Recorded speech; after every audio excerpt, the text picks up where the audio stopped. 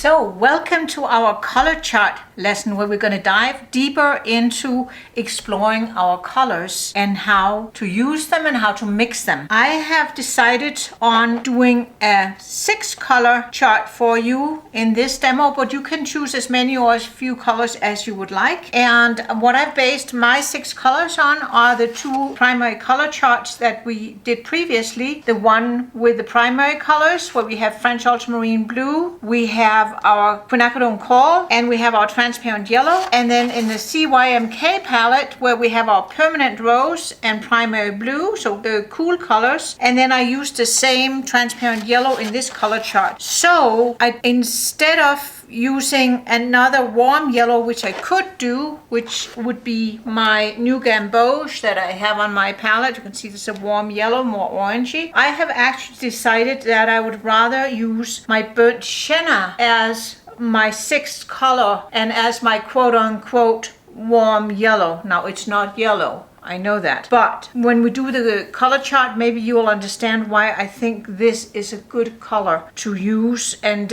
if I was buying colors, instead of buying a warm yellow, if I was buying my 6th color to add to my color selection, I would actually rather buy a burnt sienna just because I find it more useful in mixes. And you can see here I did a color chart some time ago where I used a Daniel Smith split primary color set. They're a basic color set with 6 colors, and there, you know, they have the French ultramarine blue, they have the phthalo blue, which is the same pigment as my primary blue cyan, and they use Hansa yellow instead of transparent yellow. And here's the new gamboge, and then they use pyrrole scarlet for their warm red, and they use quinacridone rose for their cool red. So it's not 100% the same, but you know, pretty close. And here I decided to do the color wheel next to my chart, and I did the color wheel, so I have my warm blue and my cool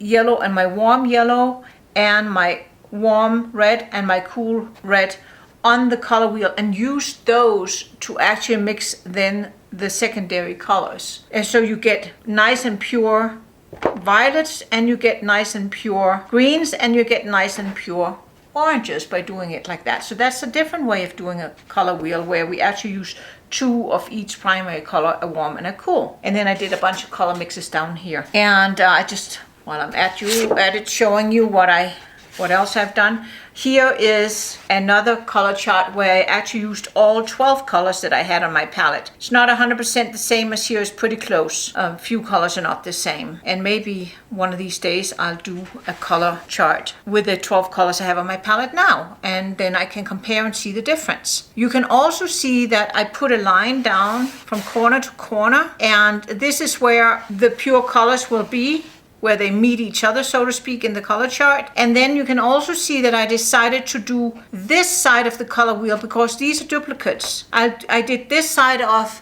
the color wheel full strength, and I did this one a little watered down, and I want to do the same in this more simplified color wheel because I think that's a really good way of doing it. I could have done this on the same size that I did my color wheels, this 8x8 or 20 centimeters by 20 centimeters. It would have totally have fit here. So you can see, because I did each square, I did 1 inch, and I could have done it here, but I decided to do it on my bigger block, just like I did these, because that gives me then the opportunity to do some other things on here that relates to it if I decide to. So anyway, either way, you can just, you know, whatever piece of paper, and they don't have to be 1 inch by 1 inch. Whatever suits you will work out. And I do have the sketch or the tracing for this particular color chart if you want to use that, or you can just do your own. The colors I have on here is primary blue cyan, French ultramarine blue, quinacridone coral, permanent rose, transparent yellow, and then, as I mentioned, my burnt sienna. And again, you choose whatever colors works for you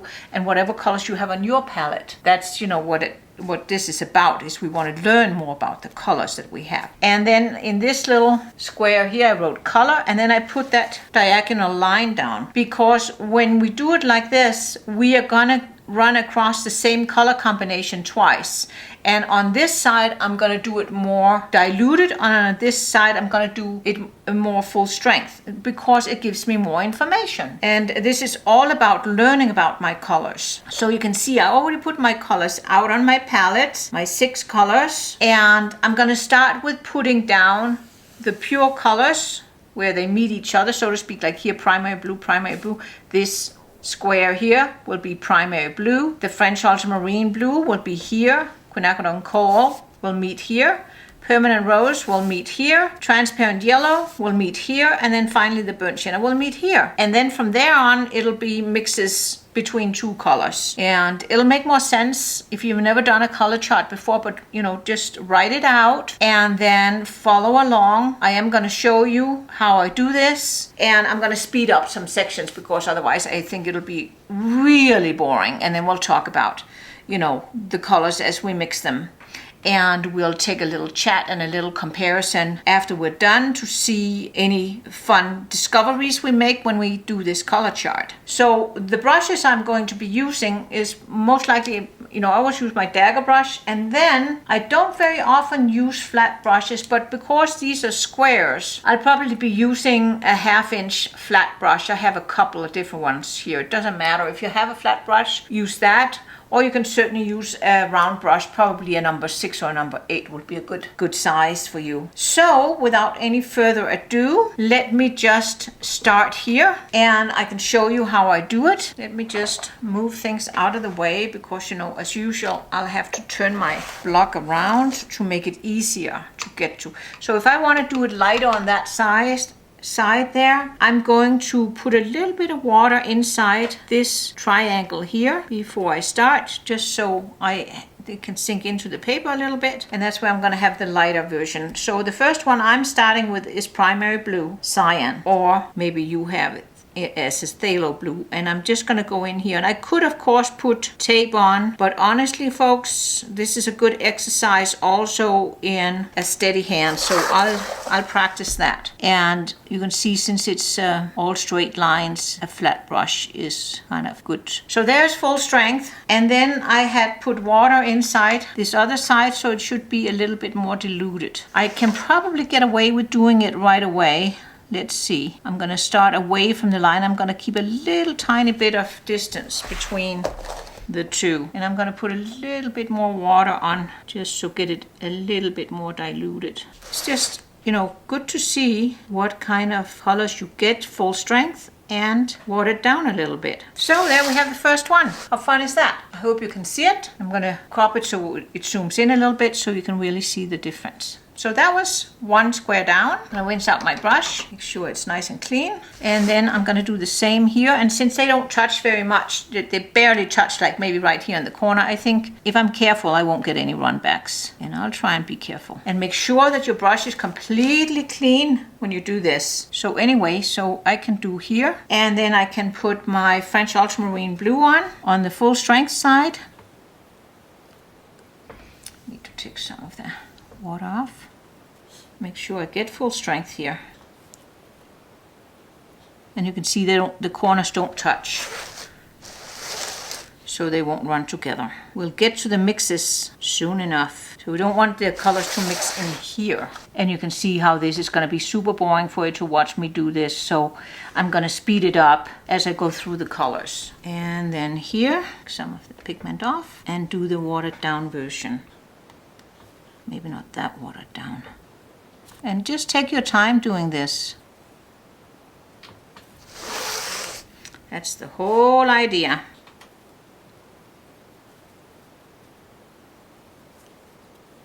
And there you can see I have square number 2. And I'm gonna come back when I have all my little squares with the pure colors painted in, full strength, and then watered down. And you can see right here, I did get a little tiny bit of a bleed back here, so I can make my brush thirsty and just pick up here if I want to be persnickety. And it doesn't really matter that much. All depends on how precise you want to be. So here you can see I've worked my way down the middle here, and I'm down to the burnt sienna. So let's put that in. I already put water in there on the diluted side.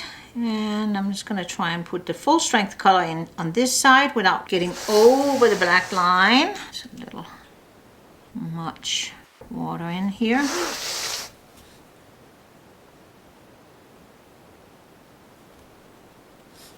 And I feel I need to just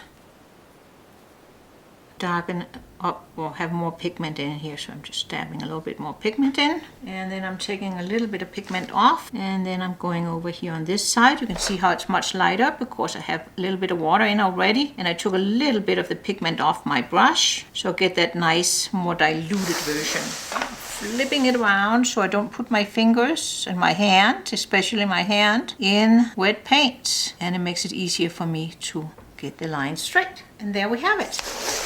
I enjoy doing these little exercises, you know, especially like here where I'm sitting and filming this for you. I think just to be on the safe side, I'm going to skip the French ultramarine blue and primary blue sign that's going to mix here. And where they're going to mix, they're going to mix here, primary blue, and then French ultramarine blue and primary blue are also going to mix here, meet here. So that's going to be the diluted version on this side of my diagonal line and full strength on this side. Because remember, you'll get 2 squares of each color combination. And the true colors, you know, where they meet each other is just down the middle here. So anyway, let's go to this one. That is quinacridone coral, and it's meeting primary blue. And then here, quinacridone coral is going to meet primary blue here. So we have 2 squares. So quinacridone coral, that's this one, and it meets primary blue. So let's take some primary blue and put it over here. And I want to have a little bit more than that. I want it about 50-50. So let's put some more of that in here. So, you know, take a little time with your color mixing. About half-half. And that should give us a nice purpley color. And I think that's what we have here. Maybe a little bit more blue. I think we're about right here. Okay, and we're gonna put it in here, primary blue, cyan, or phthalo blue, whatever you have, and then this is quinacridone coral. So mixed together, we get a dark, dark, dark purple like this. They're 2 strong colors, and here we're putting it on full strength. So right when I put it on, it's kind of hard to see the color because it's so dark. It's a very purpley, almost blackish color if you really had it super, super, super concentrated, almost read like black. So dabbing in some more of that pigment here, so I just get full strength. And then quinacridone coral and primary blue, they mix here also. So that's where I'm gonna use this brush. I'm gonna have the diluted version, so I'm gonna put some water in first, there. And when I put the water on, I don't go all the way out to the edges.